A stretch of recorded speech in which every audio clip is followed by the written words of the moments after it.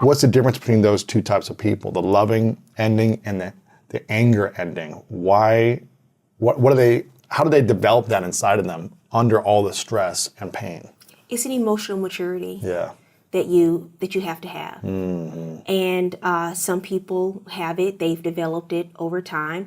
I will tell you, when I started going through breakups at 21 and 22 years old, I did some crazy things. You did? You know, I remember I talked about this in the book. I went to my boyfriend's apartment in Manhattan and I became CSI in that moment and looked through I was investigating because I knew something was up. Checking drawers and under beds and looking in the trash and looking for everything. I was an attorney and I watched enough Law and Order to know how these things work. Is there a hair somewhere? Is there something? So, you know, I had some moments that I wasn't proud of. I wasn't mature. You got the black light. You're looking on the have my own lab set up in the back. Wow. When did you feel like, how many relationships did you have from your 20s, from 20 until you got married, let's say? How many relationships? How many long-term relationships? Not just like dating for a few weeks or a month, but a committed longer-term relationship. I mean, just off the cuff right now, I would say I was probably in 10 at least. In like 22 years, essentially, 20 years. Probably 15, 20 years, I would say at least 10. Yeah. Okay. Yeah. When did you get to a point in your emotional maturity where you went through a breakup and you realized, oh, I don't need to do what I did when I was 21? When I realized that pain in life is inevitable. You're going to go through painful experiences, but suffering is optional.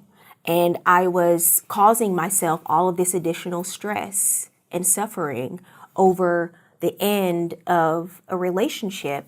And I started asking myself, well, if you really believe that the best is yet to come in life, when a relationship ends, why would you be that upset about it? Should be happy. Why would you would have some level of peace.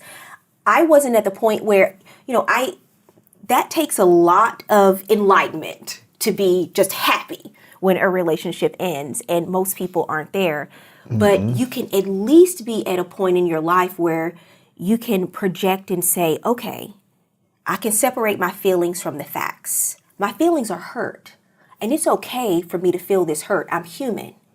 But the fact is, this is happening for a reason. And I'm going to get out in front of this now, and I'm going to embrace the reason. Even if I don't see it now, I know that eventually I will learn that there's a reason that this is happening in my life.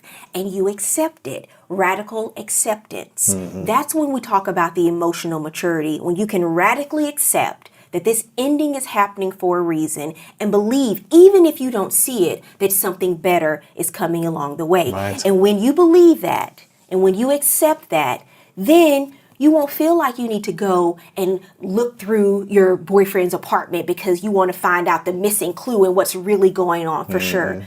You can let it go in peace, in knowing I don't need to know the why all the time. Right. I don't need to know the why. This is happening, and I can radically accept that this is happening. Wow. Was there a point when you started to learn and see red flags clearer and realize, okay, like this isn't going to work, so I'm going to remove myself from the situation, as opposed to maybe in your 20s where you're like, well, I'm going to have one eye open and just like keep working to make it work, even though these red flags are happening? Was there a moment where this kind of like, all right, I see the red flags so clear now, and I'm not going to keep investing time and energy.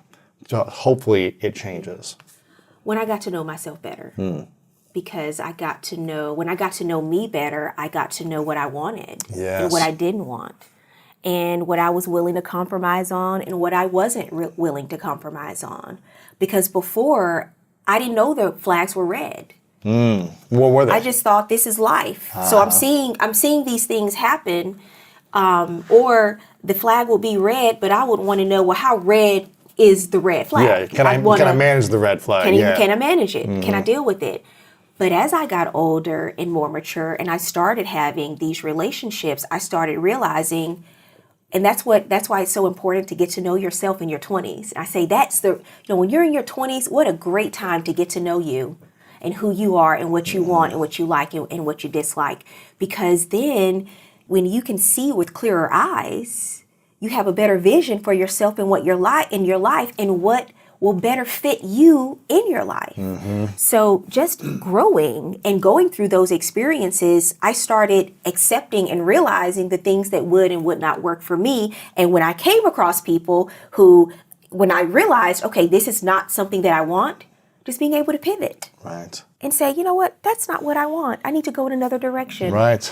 It's interesting because I was watching a TED Talk recently of a relationship therapist. I think it was a marriage therapist out of Australia. And he was mentioning, the statistics, 50% of marriages end in divorce. And if you want to decrease that statistic, wait longer to get married. He was like, wait as long as you can to get married, because the older you get, the more you know yourself. You don't settle, right? You don't settle for something. You don't just jump in something because of the pressure. You really make a more conscious decision. I'm not saying if you're young, you can't get married and have a great relationship and thrive in the long term, but he's like, divorce rates go down significantly if you wait until you're older to get married. So you waited till you're 42. I'll be 39 in a couple months. I haven't been married. And I reflect back in this conversation thinking, if I would have gotten married to any of the previous relationships, I would have 100% been divorced. There's no way they would have worked. No way. Yeah. And yet sometimes we feel the pressure that like, okay, well, I don't like this, this, and this, or it's not exactly what I want, but I'm going to move forward anyways because I've invested time or energy or because I like their family or whatever it is. What do you think was the biggest lesson you learned in all these different relationships about yourself? I don't think that age is the end all be all yardstick for success. Yeah. In marriage. I really do think it's a number of things, including knowing yourself and just growing and becoming a better version of yourself and bringing a healthy version of yourself into a relationship, because we don't attract healthy relationships, we create them by being healthy and then hopefully attracting someone else who's also working on themselves and bringing their best version of themselves to the relationship. For me, I learned who I was as a person, and then also what I wanted, some of the core values that I wanted in my partner. Did you think about values before then? I did, but I think that my values changed over time as I lived life. You're going to come across a lot of people you find physically attractive. But that factor may be the initial attraction factor that gets you to talk to somebody or have an initial conversation with them. But really everything after that, as you dig deeper into who a person is, those are the things that will speak to a relationship's success and longevity. If you want to do something well and you want to be great at something, you're going to prepare for it. Your relationships should be no different. Yeah. So while I was single, I had to ask myself, what am I doing to prepare myself if I want to be in a relationship? Because how I live my life as a single person is going to reflect when I do get into a relationship. So do I know how to communicate effectively? Because if I don't, it's going to show up in my relationships. Do I know how to manage conflict well?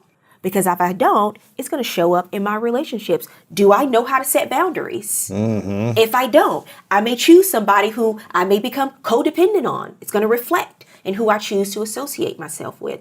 So I started preparing myself for being in the type of relationship that I really wanted to be in, becoming the right person, because hopefully I would be able to make better choices.